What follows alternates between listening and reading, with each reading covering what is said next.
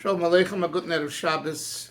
Today, Tes Zayin Shevat, is the Yom Haledes, the birthday of HaRav Chassid, Rabbi Yoel Kahan, the Chazer of the Rebbe, Mashpia Rashi of 770, the one who put the encyclopedia, Chabad encyclopedia, Sefer Erkim, together, and many other things. So I want to share a few stories.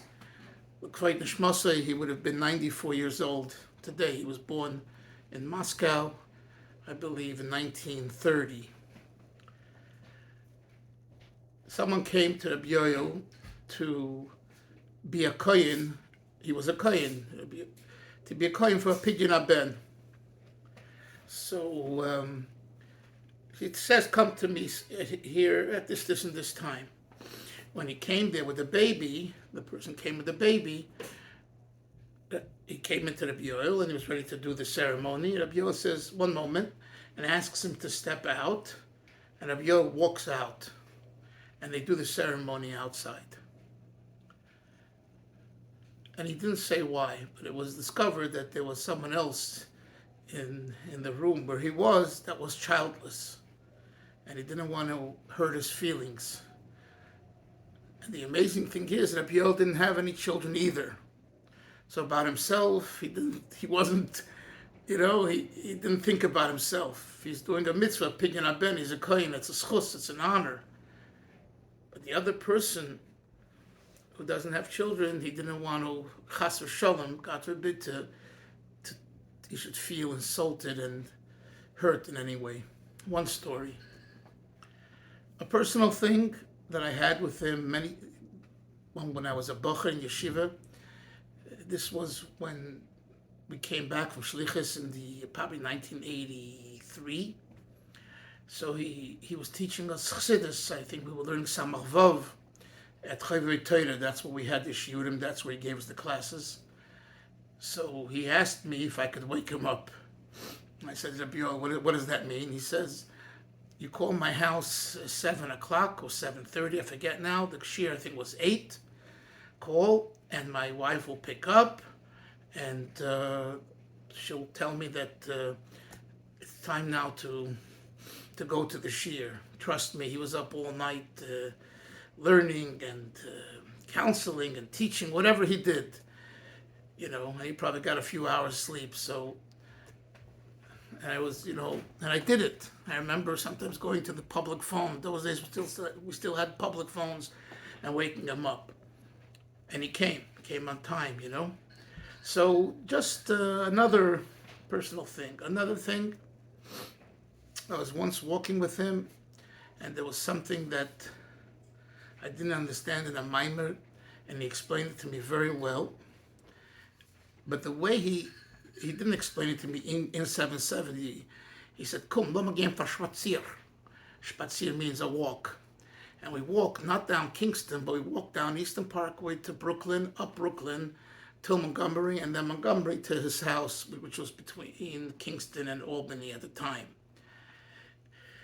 And, I was 22 at the time, I felt elated, walking with this, my mashpia and this special yid and the Chazer of the Rebbe and someone who was with the Rebbe from day one, from the Rebbe became Rebbe.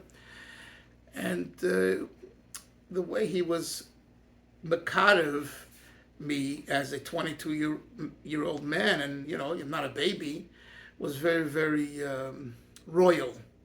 I recall then I asked him also about something in the Maimorim Melukit, and I said that I listened to the mimer, and then I learned the mimer, I have the mimer, and the way the mimer came out at the time when it was said, I think it was the last mimer, Vata Tzava, it was like 2 pages, back, front and back, that the Chayzerim put together, and now it's a 10-page mimer. So Rabbi Yoel said to me, Ob du was verstanden richtig, was du gesehen, als was is in the Maimon Melukit is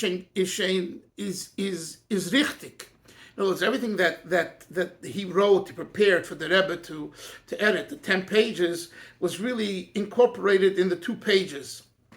And he said that he even asked Tzvi Greenblatt, who was one of the older Bacharim, a maskil and an ovid, and he really respected his understanding of Chassidus. He says in Tzvi Punkt Azoi. That's exactly the way it was elaborated and prepared in 10 pages is exactly what the Rebbe had in mind. A third thing he told me then, I said to him, secretary, the Rebbe said this, a secretary said this, and seemingly they know more of the Rebbe's opinion than others. And he became very stern. He said to me, like basically, it's not that way. No one has more kiruv. And I also said, I said to him, and you also, being with the Rebbe from the early years, you also, understand and know the Rebbe's opinion better than we. Something to that effect. And he dismissed it completely. He dismissed it. I remember the kudah was, there's no one that has more kiruv than the Rebbe than anyone else. And that was also a very eye-opening message, Don't try to, don't think that he's holier, you're holier. I heard more my mother, I was with the Rebbe many more years, I had more yechidasim, I'm a secretary, that whole, he dismissed the whole thing because it's not Chabad. The Chabad approach is not Chabad. That's a second thing. Another thing that he said. And finally, Rabbi Yoel's and his wife Leah, Rebbetzin Leah, Zolzai Gesund, may she be well. The way they had their acheres for each other is something that every couple and every new couple should learn from. I saw it with my own eyes, I'm telling you. In my days when I ate with him many, many times, and many times alone, not with other Bacharim, Shabbos afternoon, 2, 3 o'clock, and he would call me to come with him. And he wouldn't start eating till his wife came in. She would put down the food, but he would not start eating until she came in. Now you'll say, what's the big deal? Well, it isn't a big deal. The derech eretz, and also the way he spoke to her, and the way he said over the Fabrengen and asked her what she thought. It was very, very, it was the best lesson in Shalom Bayis, They talk about coaching, shidduch coaching and marriage coaching. These two people just sitting at their table was the best coaching. Beis Neshama, Rabbi Yoel, Ben, Rabbi Rafal, Nachman, HaKoyen, Kahan, have an aliyah. It's his birthday. Do something special today, tomorrow. Give a little extra tzedakah, learn extra vart chassidus, fabrengen, reminisce. Maybe should help. We should be zeicha to v'kitzur v'ranu sheikh ne'ofer hu b'teicham. Mashiach should come, and only good things. Good Shabbos.